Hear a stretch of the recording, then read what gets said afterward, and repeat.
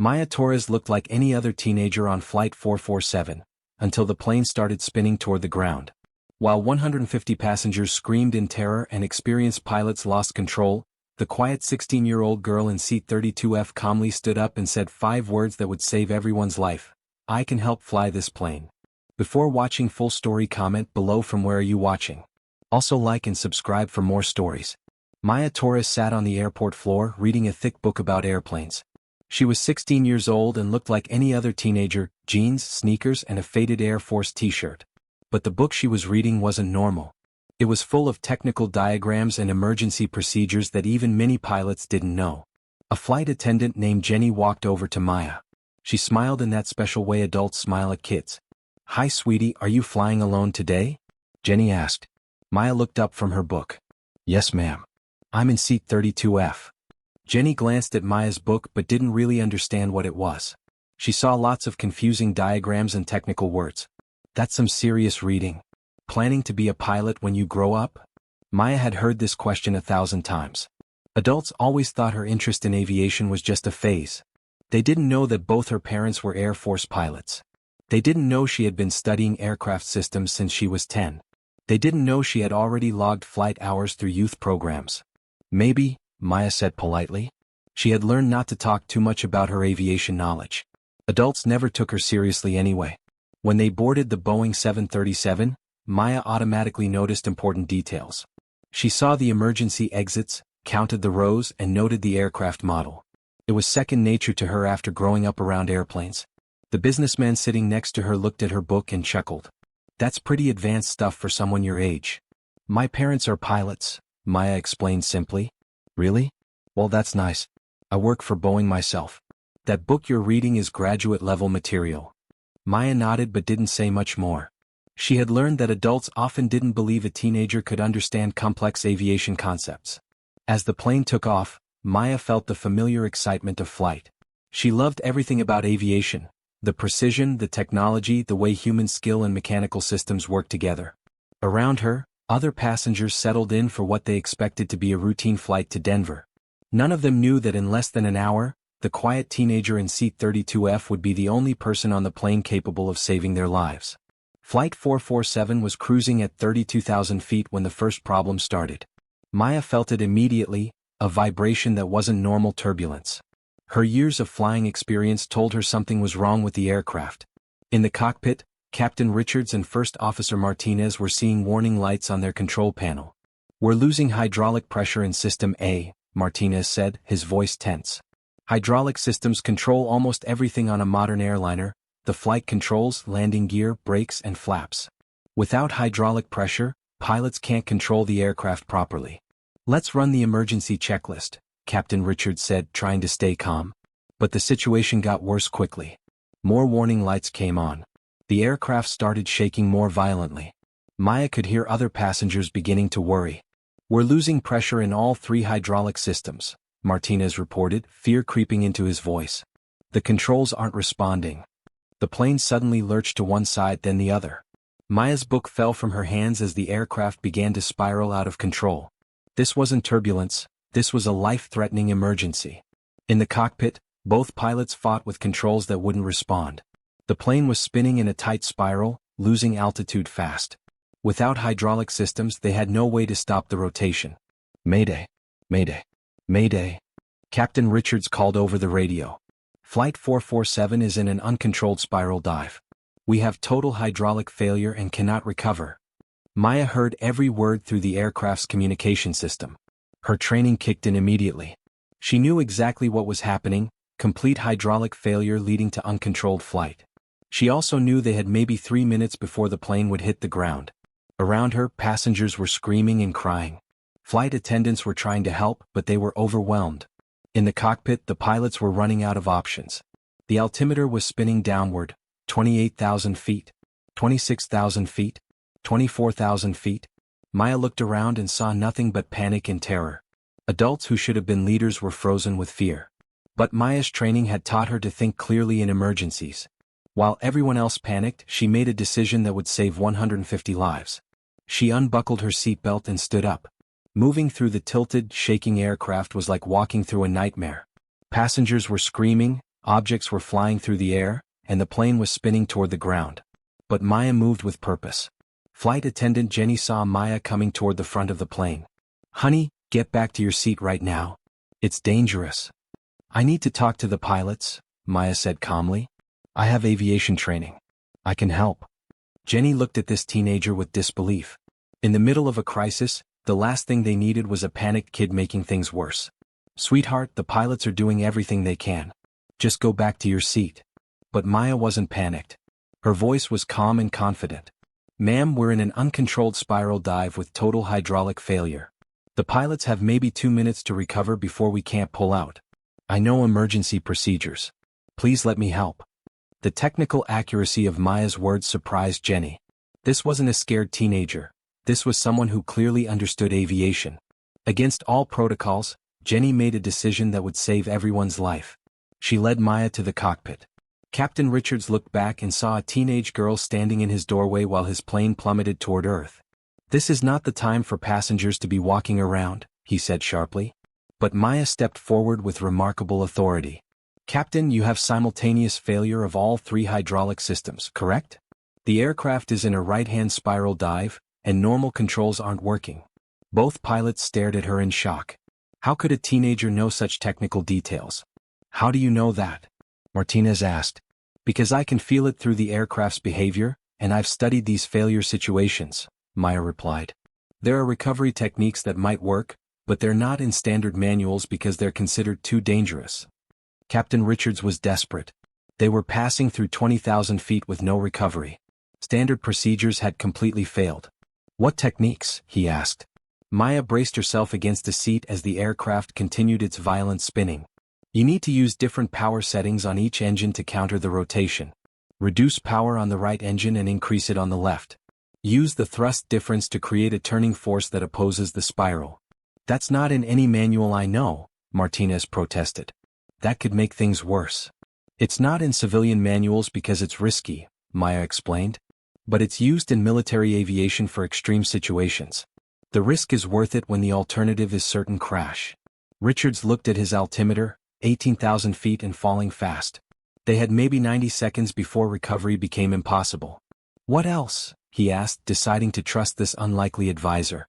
"Once you stop the spiral with different engine power, use elevator trim to help bring the nose up," Maya continued. "But be careful not to pull too hard or you'll cause a stall. Make small, gradual inputs." The pilots had to make an impossible choice: trust the teenager's theoretical knowledge or watch 150 people die. Richard saw something in Maya's eyes that convinced him. This girl knew what she was talking about. "Okay," he said, reaching for the throttles. "Walk me through it step by step." Maya positioned herself where she could see both the instruments and the pilots clearly.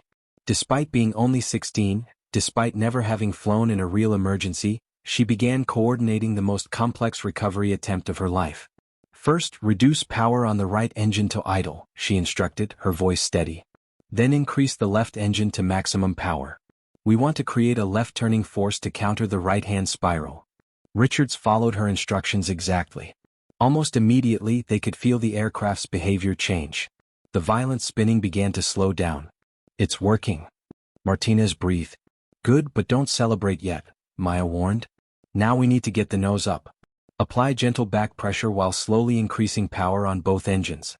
The key is to be gradual. If you pull too hard, we'll stall."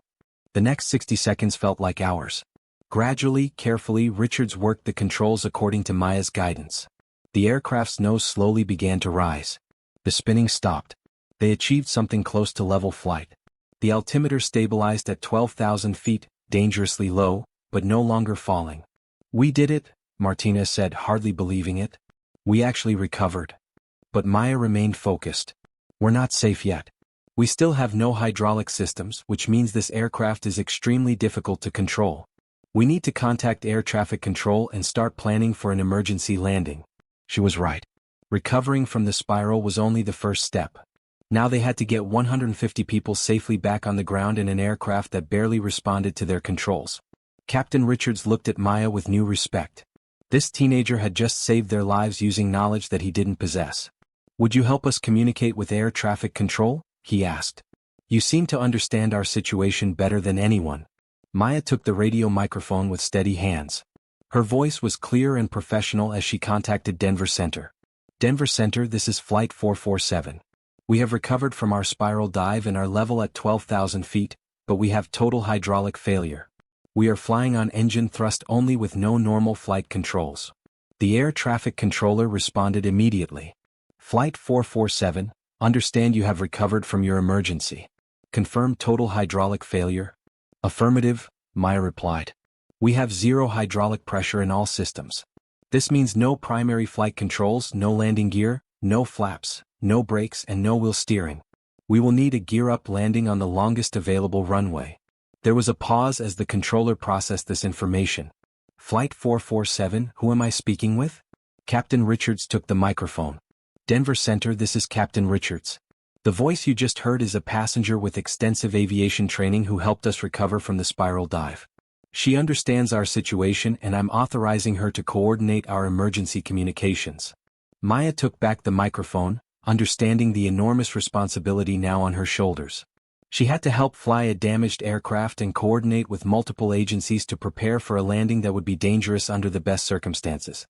Denver Center, we need vectors to the airport with the longest runway within our range, she transmitted. We also need emergency services prepared for a gear-up landing. We have 150 souls on board. Flight 447, understand. We're checking runway lengths now. Denver International has runway 34 right at 12,000 feet long. We're preparing for your arrival and positioning emergency vehicles. As Maya coordinated with air traffic control, the pilots worked to understand their new reality. Flying the aircraft required constant attention and tiny power adjustments. It was mentally and physically exhausting. Maya, Captain Richards said, how did you know about that recovery technique? My father is an Air Force colonel, Maya explained while monitoring instruments. He's been teaching me about aviation since I was little, including military emergency procedures. I've also been in Civil Air Patrol since I was 12. We study aircraft accidents and recovery techniques. Martinez shook his head. I've been flying for 15 years and never heard of that method. It's not widely taught in civilian aviation, Maya said. But in extreme situations, unconventional techniques can save lives. Over the next hour, Maya helped coordinate every aspect of their approach to Denver. She worked with air traffic control to plan their route, helped the pilots understand how to control the aircraft with only engine thrust, and advised the flight attendants on how to prepare passengers for a rough landing. Captain, Maya said as they got closer to Denver, we need to tell the passengers what to expect. A gear-up landing will be rough and people need to be prepared. Richards nodded. What should we tell them? Maya thought carefully. Tell them the truth but focus on what they can do to help. They need to know about the brace position, that the landing will be harder than normal, and that they need to be ready to evacuate quickly. As Captain Richards addressed the passengers over the intercom, Maya continued monitoring their approach. They were still flying a severely damaged aircraft, and the most dangerous part was yet to come. But for the first time since the crisis began, she believed they might actually make it safely to the ground. As Flight 447 approached Denver International Airport, Maya found herself coordinating the most complex aviation emergency of her young life. The aircraft was still incredibly difficult to control, but they had achieved stable flight. In the cabin, flight attendants were preparing passengers for what everyone knew would be a dangerous landing. Maya had briefed them on what to expect: a gear-up landing at high speed with no flaps, resulting in a long slide down the runway with significant risk of fire. Ladies and gentlemen, Captain Richards announced, we'll be landing in approximately 15 minutes. The landing will be rougher than normal, and we'll be sliding on the runway rather than rolling on landing gear. Please listen carefully to the flight attendant's instructions. Maya turned her attention to the technical challenges of the approach. Denver was giving them a long, straight approach to the longest runway, minimizing the need for difficult maneuvering. Flight 447, turn right heading 340, descend to 8,000 feet, came the instruction from air traffic control. Maya took the microphone. Denver approach, Flight 447 turning to 340, descending to 8,000. Please be advised our descent will be very gradual due to control limitations. The descent was painstakingly difficult. Without hydraulic systems, every power change affected the aircraft's attitude in ways that had to be countered with opposite adjustments. It was like trying to fly a machine that wanted to do anything except what the pilots commanded. Captain, Maya said as they passed through 10,000 feet, We need to think about landing configuration. We'll be coming in fast, probably around 180 knots instead of normal 140. The touchdown will be very hard and we'll slide for a long distance. What about evacuation? Richards asked. Fire is the main concern, Maya replied. Gear-up landings create lots of sparks and heat. The evacuation has to be fast and organized. Flight 447, you're cleared for emergency approach to runway 34 right, Denver approach transmitted. Emergency vehicles are in position. This was it. Maya helped coordinate power settings as Richards fought to maintain the proper approach path. It required absolute precision from all three of them. 1,000 feet above the runway, Martinez called out. Airspeed 175 knots. A little fast but manageable, Maya observed. Don't try to force the landing. Let the aircraft settle naturally. 500 feet, 170 knots. Through the windscreen they could see Denver International Airport. The long runway stretched before them, with emergency vehicles positioned along both sides. Foam trucks had sprayed the runway surface white to reduce friction and prevent fires. 100 feet, 165 knots. Maya gripped her seat as the runway rushed up to meet them. This was the moment when all their preparation would be tested. 50 feet, 160 knots. Looking good. The Boeing 737 touched down with tremendous force, the belly scraping against concrete in a shower of sparks. They were traveling at nearly 160 knots, much faster than any normal landing. The aircraft bounced once before settling onto the runway. Maya felt the violent deceleration as they slid down the runway. Sparks flew past the windows and she could hear metal scraping on concrete, but the aircraft stayed intact and straight. Deploy the speed brakes. Maya shouted, remembering that these might still work.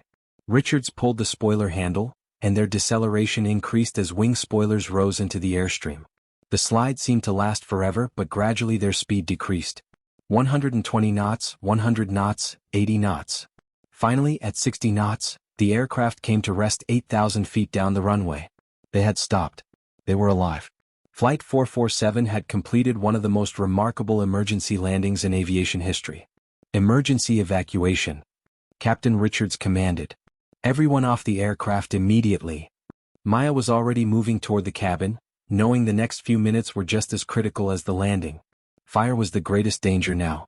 In the cabin, flight attendants directed passengers to emergency exits. Evacuate. Evacuate. Leave everything and get out. Jenny shouted. Maya positioned herself near an exit, helping passengers who were moving slowly or seemed confused. Her calm presence helped maintain order during what could have been chaos. Don't bring bags, she called to a businessman trying to get his laptop. Just get out as fast as possible. The evacuation was remarkably efficient. Within 90 seconds the aircraft was empty. As Maya slid down the emergency chute, she was surrounded by emergency personnel checking for injuries. Are you hurt? A paramedic asked. I'm fine, Maya replied, watching the last passengers being helped away from the aircraft. How is everyone else? Amazingly, no serious injuries, the paramedic reported. A few bumps and bruises but nothing life-threatening. Captain Richards approached Maya, his face showing exhaustion and amazement. Maya, he said simply, you saved our lives. All of us. We were a team up there, Maya replied. You had the skill to fly the aircraft. I just had some knowledge that helped. Martinez joined them, shaking his head in wonder. A 16-year-old girl just taught two professional pilots how to save an airplane. As news crews arrived and passengers talked to reporters, Maya found herself reluctant to take credit. But the other survivors wouldn't let her fade into the background. That girl saved our lives, the businessman from her row told a reporter. When the pilots couldn't control the plane, she stepped up and took charge. Flight attendant Jenny was even more emphatic. Maya Torres is a hero. She had knowledge and composure beyond her years. Without her we would all be dead. In the days that followed, Maya's story captured international attention. The image of a teenage girl saving a commercial airliner through knowledge and determination resonated with people worldwide. Aviation experts who reviewed the incident concluded that Maya's unconventional recovery technique had been the only possible solution to their crisis. The National Transportation Safety Board praised her actions and recommended that her technique be included in emergency training. Maya received numerous awards, including a Congressional Gold Medal and commendation from the Federal Aviation Administration. But the recognition that meant most came from her parents. We always knew you were special, her father, Colonel Torres, told her. But we never imagined you'd prove it in such an extraordinary way. You represent everything we've tried to teach you, her mother said. Knowledge, preparation, and courage to act when needed. As Maya returned to high school, she found that her perspective had changed forever. She had experienced the ultimate test of everything she had learned, and she had emerged as someone who had made a difference in 149 other lives. The incident also changed how the aviation industry viewed young people with aviation interests. Maya's story proved that expertise and judgment weren't necessarily related to age, and that valuable knowledge could come from unexpected sources. Flight 447's emergency landing became a case study taught in aviation schools worldwide. The Torres technique was added to emergency manuals and credited with saving lives in several later incidents. But for Maya, the most important outcome was personal. She had discovered that all those years of study, all those Civil Air Patrol meetings, all that preparation that adults had dismissed as teenage enthusiasm, had served a purpose none of them could have imagined. 5 years later, Maya Torres graduated from the Air Force Academy with a degree in aeronautical engineering. Her performance during Flight 447's emergency had earned her direct admission to one of the most prestigious military aviation programs in the world. On graduation day, Captain Richards and First Officer Martinez were in attendance. They had remained close friends with the young woman who had saved their lives. "She's going to be an exceptional pilot," Martinez observed as they watched Maya receive her pilot's wings. "She already is," Richards replied. "She proved that 5 years ago. Everything else is just making it official." As Maya looked out over the crowd of family, friends, and fellow graduates, she thought back to that morning aboard Flight 447. It had been the defining moment of her life, when she discovered who she really was and what she was capable of achieving. The teenage girl who had once been dismissed by adults who saw only youth had become Lieutenant Maya Torres, United States Air Force. But she would always remember the day when her voice had made the difference between life and death for 150 people. Maya's story became more than just a successful emergency landing, it became proof that heroes can come from anywhere at any age. She had shown that preparation, knowledge, and courage could overcome impossible odds. The quiet teenager in seat 32F had found her voice when it mattered most. When experienced adults were paralyzed by fear, when conventional solutions had failed, when 150 lives hung in the balance, Maya Torres had stepped forward with the calm confidence that comes from true expertise. Her story proved that sometimes the most important person on an aircraft isn't in the cockpit. Sometimes they're in the cabin, quietly preparing for a moment they hope will never come, but ready to act when it does. The girl who saved Flight 447 had become living proof that knowledge has no age limit, that preparation can overcome panic, and that sometimes the smallest voice can speak the loudest when lives are on the line. Maya Torres had found her wings, and in doing so, she had given wings to the dreams and aspirations of young people everywhere who dared to believe that they too might one day make a difference when the world needed them most.